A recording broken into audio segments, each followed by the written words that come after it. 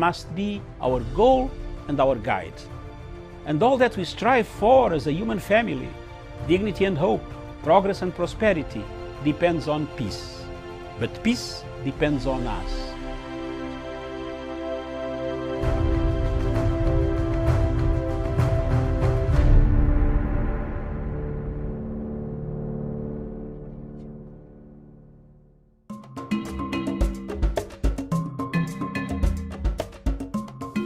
Today, Kenya is faced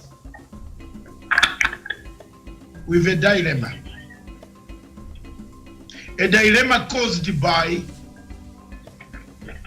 succession politics of 2022.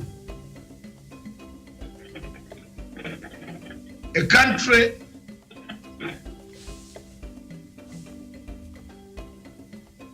beaten by forces of peace, unity, against forces of impunity, bad politics, and tribal politics. The good forces of peace, unity, national reconciliation, led by President Uhuru Muigai Kenyatta, want to live a united, prosperous, one person, one nation, one country called Kenya. The bad forces led by Deputy President William Ruto want to live a divided, broken, damaged, dismembered Kenya without unity of purpose. Kenya today stands at cliffhanger politics. A cliffhanger politics of Machiavellian nature, where at night we praise the devils. During the daytime, we praise the leaders. We go back at night, damage the leadership. That's where Kenya is today. Whichever divide you are, there is only one way out. One way out of this quagmire is to stick to a redemption strategy. Any conflict resolution expert on this panel, like Professor Onyari, will tell you the only way out to save this nation from sinking to the another chaos is to bring out the 9 points of the BBI. All of you know the 9 points of BBI. They touch national ethos, national bad elections. It is a cocktail of disaster that the two leaders saw that it made them to shake hands and to bring it to the table. That for Kenya to conduct another election in this country without cleaning the national electoral mechanisms, the disaster will be worse than it was before. That for Kenya to go without national healing, reconciliation, accountability, restitution, reparation, truth-telling, forgiveness, we are staring at a disaster if we don't do a reconciliation now and never. It is now and never. Embarking on an early campaign has brought us to where we are. President Uhuru Kenyatta told people to concentrate on nation building. We abandoned the nation building ventures. We have gone on personal crusade ventures. We have gone on the same path where we believe we glorify corruption and glorify many things that are not glorifiable. It is sad, therefore, for my people of Kenya. It is also a call to the people of Kenya.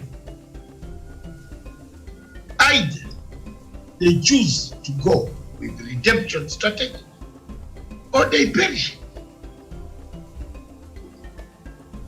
The choice remains the choice of the people of Kenya. If you want to go with a redemption strategy of Raila Odinga and Uhuru Kenyatta of uniting this nation, that so be it. If you want to go with obsession of 2022 politics, even when there is no referee, and even when there is no competitor yet, the choice is yours. But at the end of the day, the citizens of this country are tired. If you don't see the fatigue that has come amongst the citizens who are being used as wheelbarrow pushers, who are being used as machines that will break in a day and you don't have any spare part to repair it, but it was done for PR, it is up to you. Do you empower people to push a wheelbarrow, or you empower people with knowledge? During this COVID-19, Rwanda, as a country that was besieged by the same disease that we see here, the disease of a creation of a hustler versus a dynasty. It is not different from the disease of a Tutsi versus a Hutu.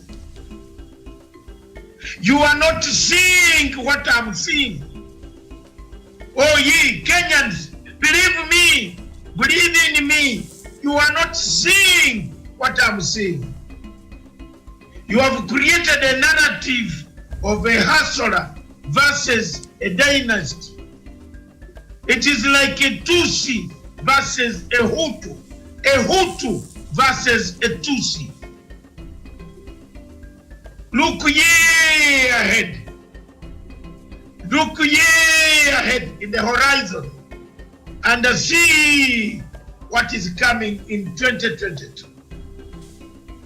It will be the battle of those that you want to eliminate against those who will be defending themselves. If you don't take my notes here, I will carry my dust. As the Bible said, go away with my dust.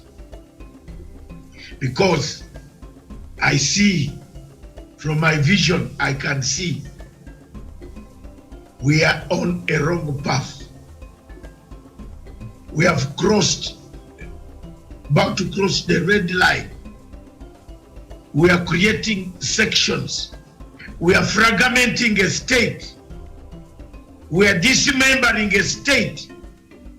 We are creating hurtling. Our train is hurtling towards one word. And that one word is conflict. That one word, my panel, is conflict. We better stop the train hurtling towards conflict and stop it now. Thank you.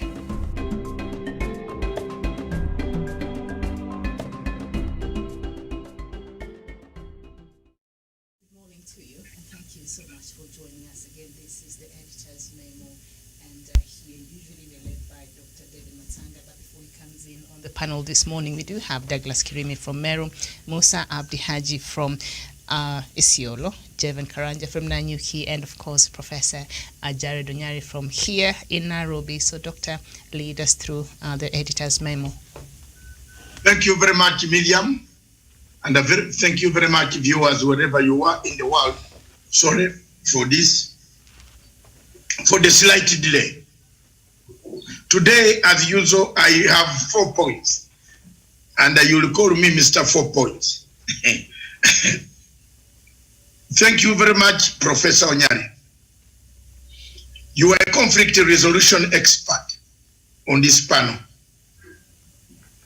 One of the things that strikes you as a Kenyan is the question of a redemption strategy. I'll repeat this and repeat again. Are we trying to kill a redemption strategy? Already the process of BBI has been hijacked and it has become a political process.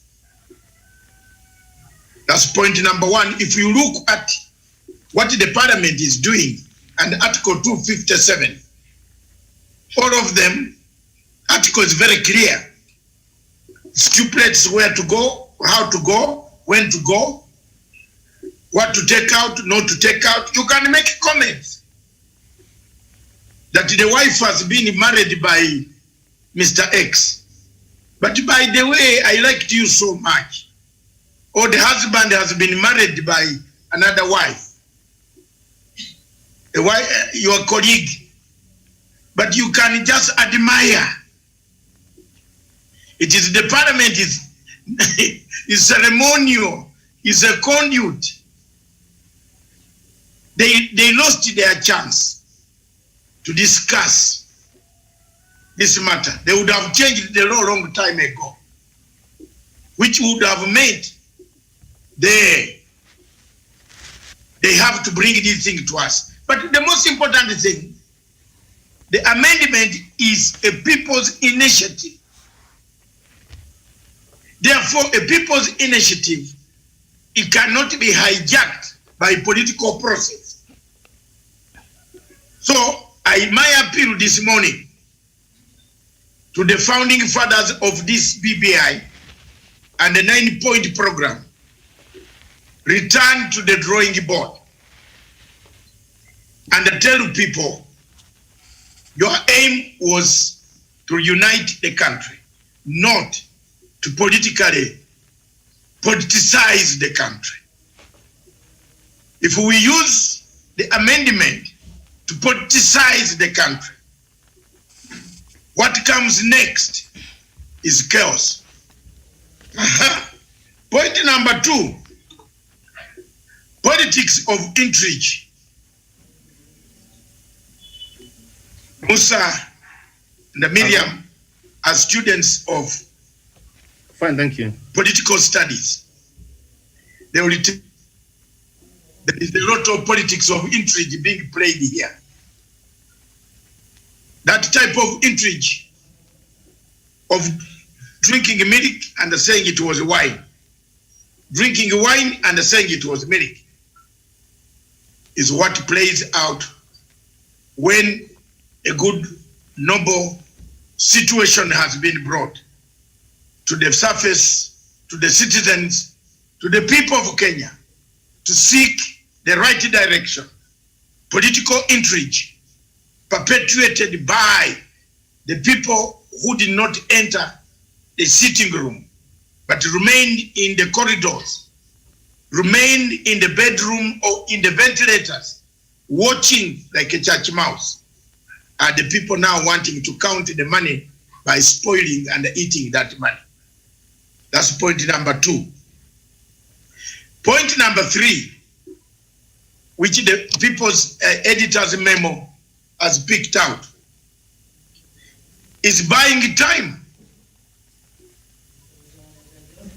I did not listen to your conversation, but I was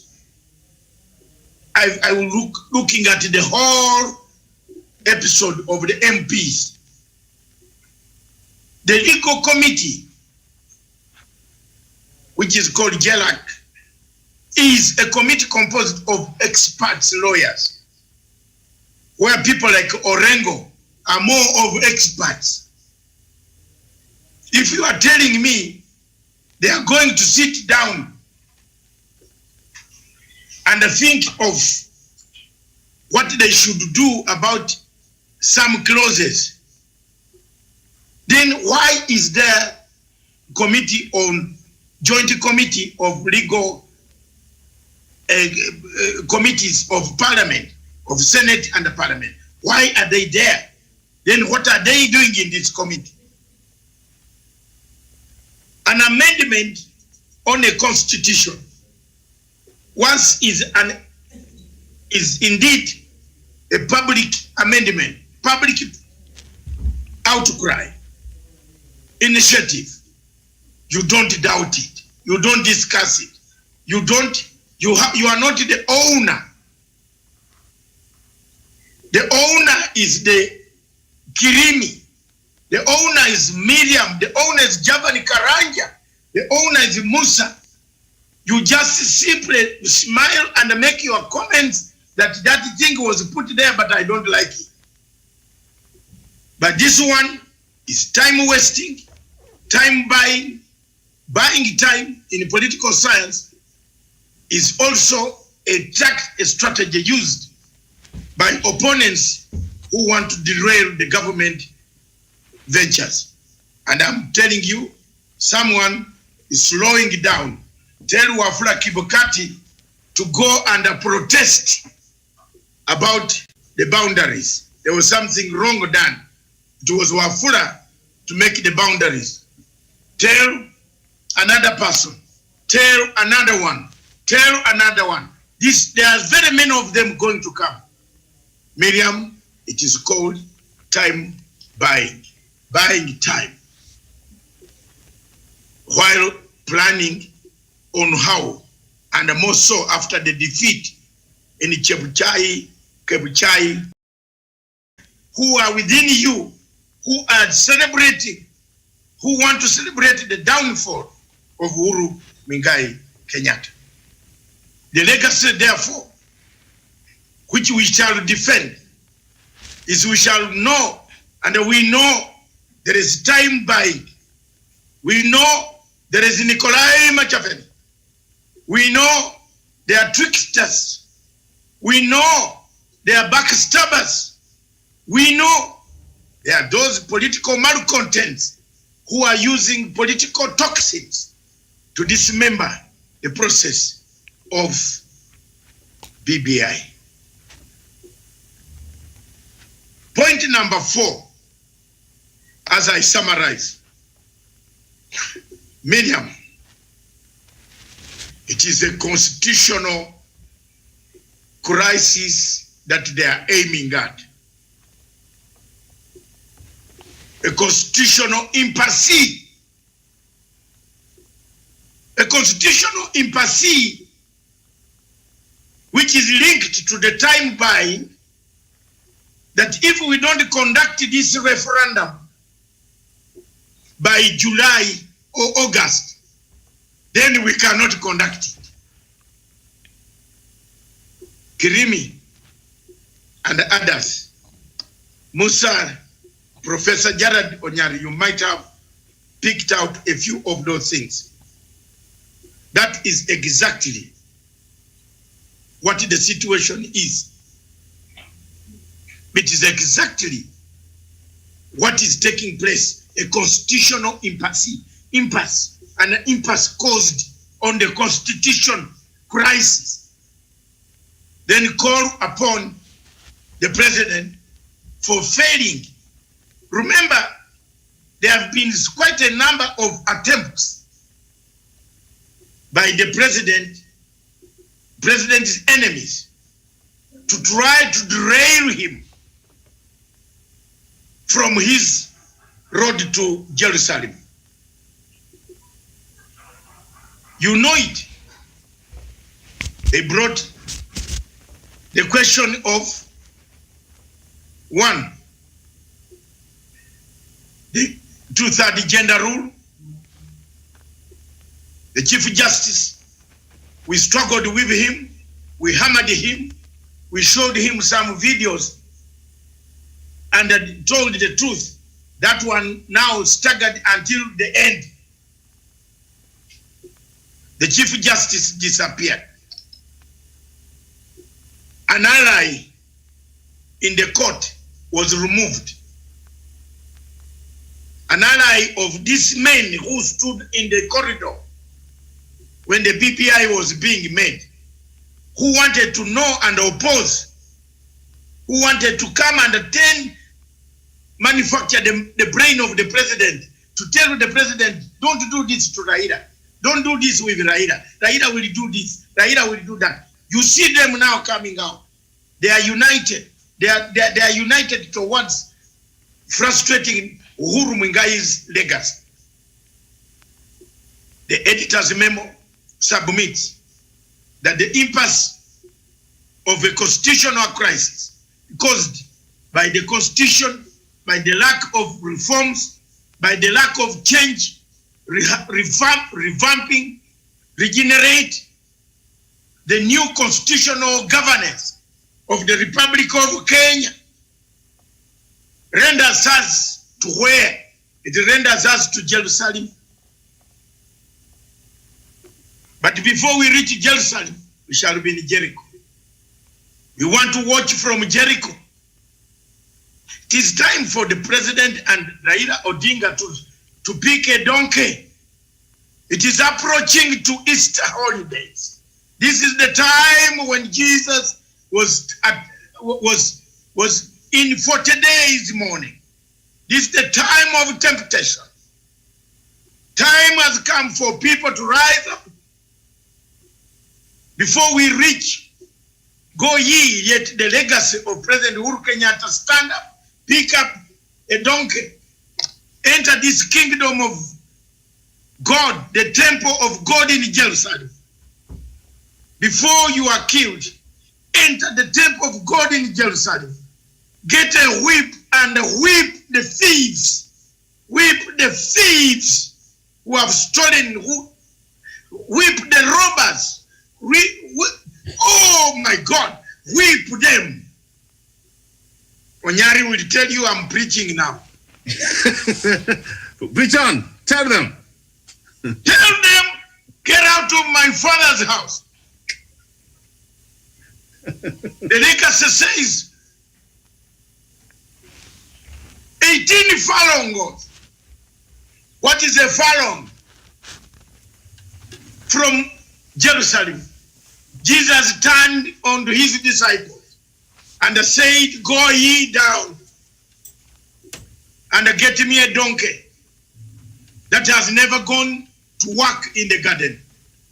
And when they ask you, ye say, my master has sent me.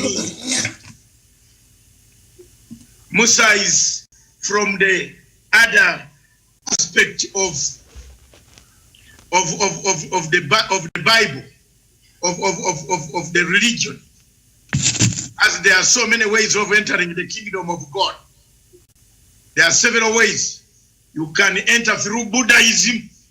You can enter through Islam. You can enter through Christianity, Protestant. You can enter through Catholic mission.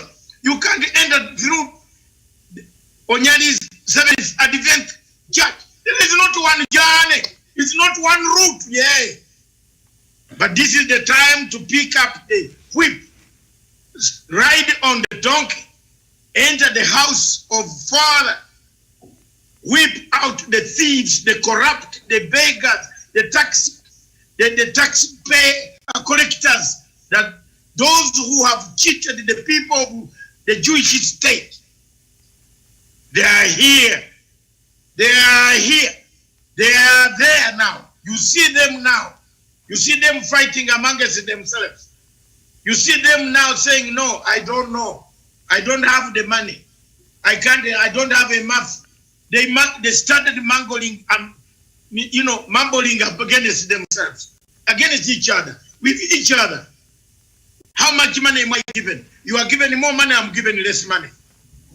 In the times like this, Musa and Miriam, we are going to see so many people changing. We are going to see so many people running away from the plague called UDA. They will return to where they belonged. But this is the time for the Son of God picked a whip, rode on a donkey. Why on a donkey? It's a new way. Why was he not walking on feet? Why was he not walking on feet like he used to? Why did he seek 6 legs? A donkey has 4 legs and Jesus had 2.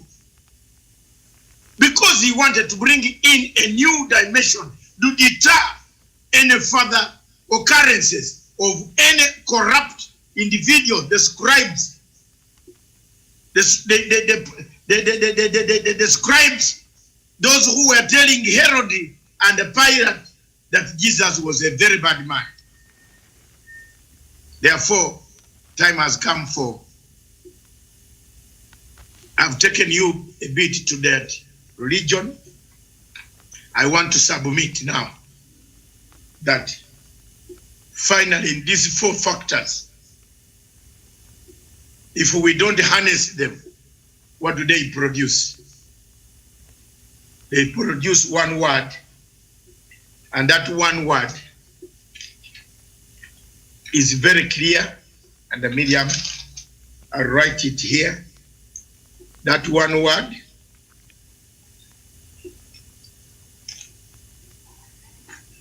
is very familiar. This is the word.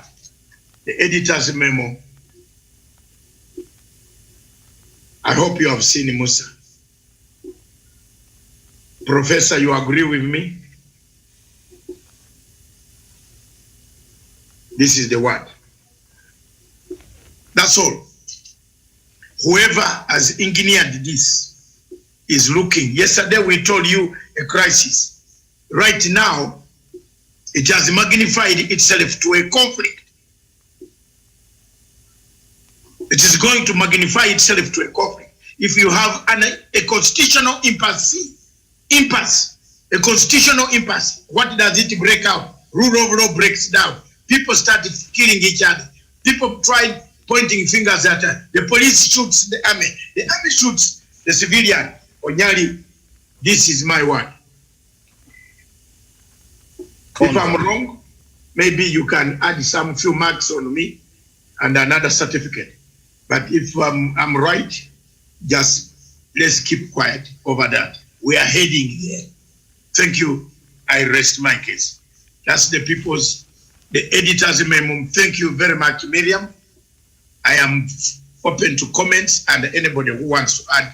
But that is what our television was seeking to find out, to bring out today. Whatever you have talked this morning and what you will talk the whole day, it hinges on that. From your newspaper, which I've read online, that is the editor's memo brought to you from the Political Command Center back to General Headquarters in Nairobi. Thank you.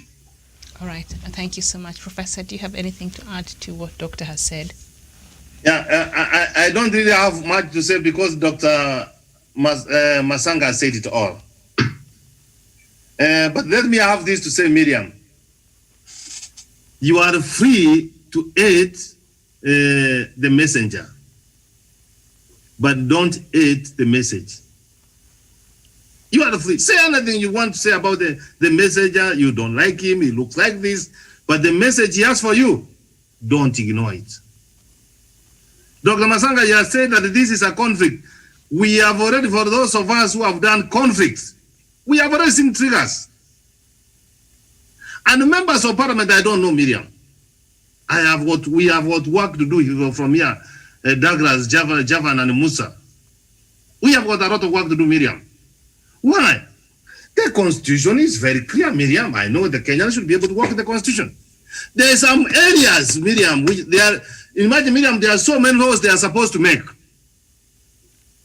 I don't know what they were doing 2013, 2014, 2016, 2017, 2018 of saying that some sections of our constitution need to be changed. They did not do it. The Prime Minister and the President came forward and they have identified Miriam. Miriam, Kenyans, we are 47 million Kenyans. We don't make the constitution for members of parliament. The constitution is meant for the people of Kenya. They make part of the 47 million Kenyans, Miriam. I saw them being taken to Naivasha to go and meet the president. I don't know whether they take the stray queens and the stray kings, so that I'm very sensitive, so that they cannot be able to concentrate what they are being told. It was during that stage. I have said, Miriam, and Dr. Masanga, hear me on this. They change even a comma, even a full stop of that. Dr. Masanga, the following day, I will be heading no campaign, simply because that's not the document Kenyans appended their signature. Whether with the mistakes or no mistakes, let us go with it. We will have an opportunity in the future to change it, because that's what a civil society does. Miriam, you opened that document to change. That's what they did with the Bomas draft. That's what they did to 2010 constitution, and they removed the position of the Prime Minister. We don't trust them anymore. This is a popular initiative from the people of Kenya. Let us go all the way. If it is good, the people of Kenya will pass it. Because myself, I believe it is good. If it is not good, the Kenyan people will reject it. And that is democracy, and we'll move on. I submit, Miriam, that I agree with Dr. Masanga. Let the members of parliament, for heaven's sake, avoid an unnecessary conflict. Okay. Very well. Thank you so much. And that is the conversation we shall be having at 11. Musa, do you have anything to add on to other things the doctor has brought about? Yes, Miriam. Thank you so much. I think just to agree with Dr. Matsanga on this is that we never elected leaders. That's what I know. To my opinion, I know my member of parliament, wherever he's hearing from, Mr. Koropu Tepo, you are not a leader. You are a businessman. Donald Trump is better than you. People are dying of marginalization. People are dying of maternal deaths. People are dying of, climate change issues. And here you are given a BBI document, and you want an additional kickback. Dr. Matsanga and Professor Onyari and Douglas said the other day, 7 out of every 10 members of parliament you meet, chances are high they are not coming back in 2022. And to all these understanding, leaders are known for legacy. Leaders are known for humility. Leaders are known for what they do in that house. That's why, Douglas, we shall never forget John Mutudo, wherever he goes, because of Mutudo law.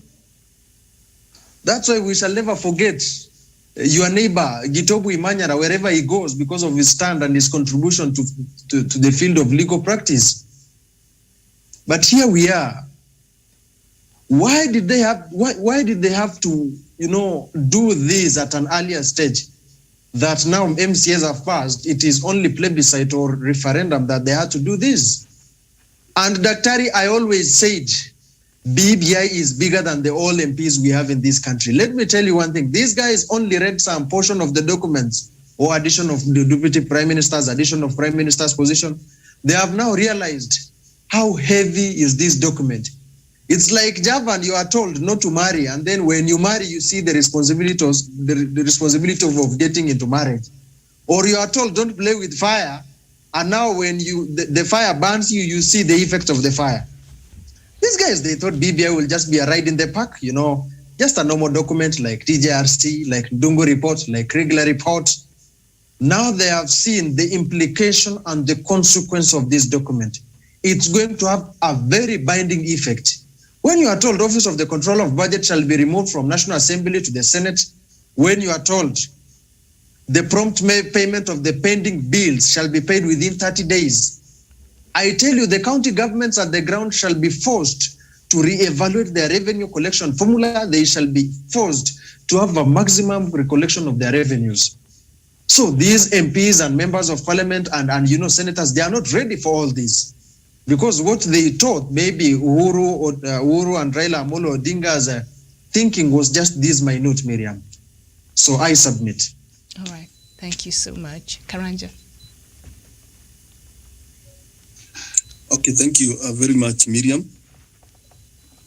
And this is my observation, and I'm quite in agreement with what the statements made by Dr. David Matsanga, Professor and Musa. One, Miriam, we have a registration. We have a registration arm that is not living to its mandate. We have seen the members of parliament, when they are called up to go and participate, to give their input on heavy and weighty legislations, we don't see them in place. Recently, we had the coffee and tea motion that in the parliament, but they were busy at going around donating wheelbarrows and selling empty rhetoric to Kenyans. Therefore, the members of parliament, and from onset, Miriam, we know there are members of parliament who have been opposed to BBI from day one. Now, there are some members now who have joined them because they want to get some allowances, they want to get some money so that they can discuss or debate the document. This is so unfortunate because we see the kind of members that we have. Members of honorable members who don't deserve even to be called honorable because the kind of deeds that they do, they prove them to be dishonorable members. We have seen them taking bribes. When we had the sugar, the mercury sugar in the country, we saw them taking 10,000 a bribe so that they can pass or fill the report that was in the floor of the House. Therefore, these members of parliament, they are not determined to ensure that this country moves to the next level, but they are determined to see they get more money in their side, they get more benefits and allowances on their side. That is why they are buying time now, so that, Miriam, by the time we hit August, Miriam will not be eligible as a country to continue with the referendum. Therefore, that is the trick they are using.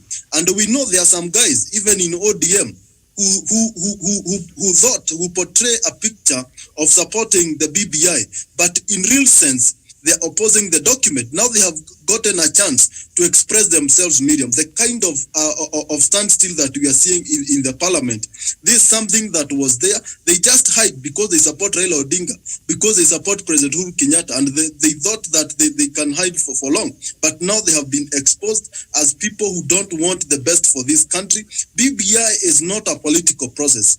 This is a redemption strategy to see that as a country, we heal.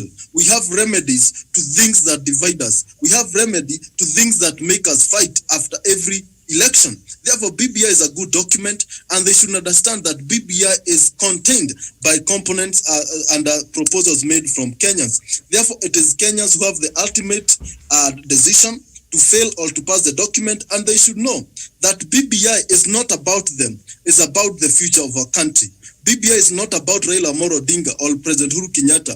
It's about Kenyans. That is why we are given a chance to participate and to put our inputs, our proposals, our recommendation on the document, because the document is ours, Miriam. And we make constitutions to work for us, but not for us to keep working on our constitution. We need a constitution that will work for all of us, but not a constitution that will keep being altered every day and then by our politicians to suit their own personal interest and to suit their personal goals. They should understand that BBI is bigger than them, and BBI is here for Kenyans to make the decision at the ballot. They can try to do everything, Miriam, but when we hit the 24 county assemblies, that is when we got a leeway to go for the referendum. Therefore, they should understand Kenyans are the only people who will have the ultimate decision to fail or to reject or to pass the document at the referendum. Thank you. Okay, thank you so much. Douglas.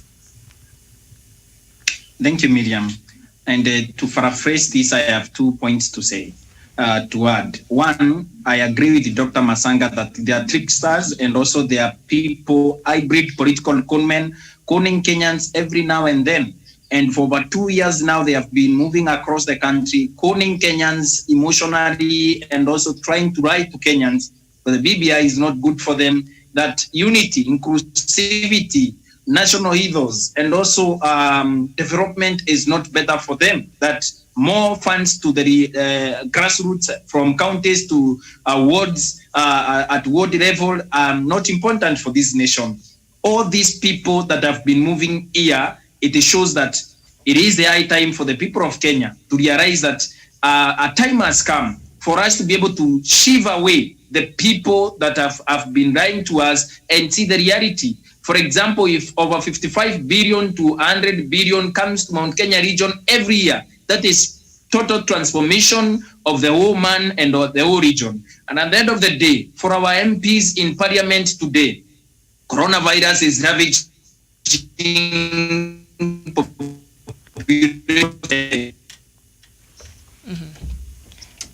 We seem to be having a problem with the reception there. Can you still go ahead? Okay.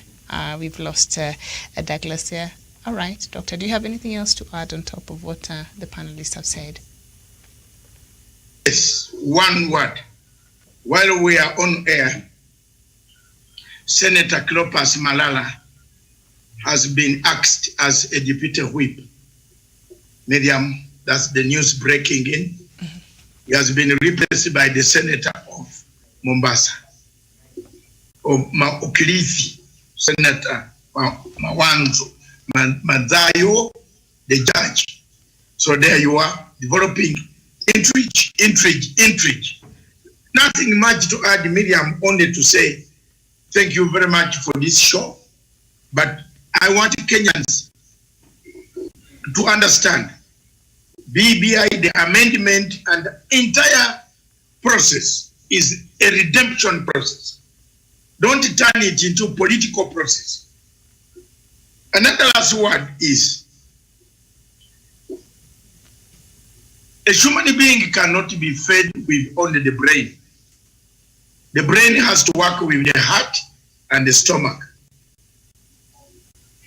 Instead of wasting a lot of time for Kenyans, I would like to ask on a lighter note, Miriam, to ask the MPs to forward their demand. You know, this is like a cash cow. You know, they know the truth, and I think in your subsequent discussions, you are gonna cash on cash cow. Is BBI being used as a cash cow for people to get? The rumor that MCAs got cars also has made MPs to say, what do we have in it? So the ones on the committee delay to make a situation beggable. Beg. Go and beg. You know, let the president come and talk to us. Then we tell him, but we say now, since we have become flower girls of a ceremonial banquet called by the king, can we have something also, the cramps, and we take home? Let the people be honest on that. Don't take Kenyans for too long. It is, I'm telling you frankly speaking, it is being used as a cash cow. I submit. Thank you very much. God bless you. All right. Thank you, Doctor. And we shall be back to continue with that conversation. Thank you so much for watching. Bye-bye for now.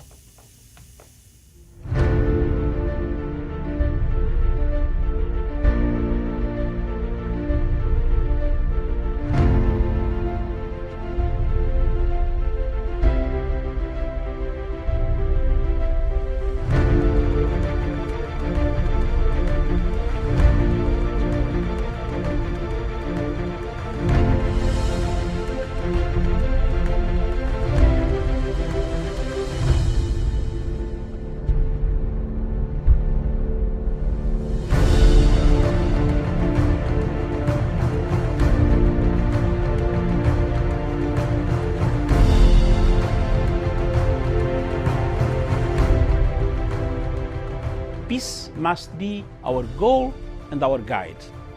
And all that we strive for as a human family, dignity and hope, progress and prosperity, depends on peace.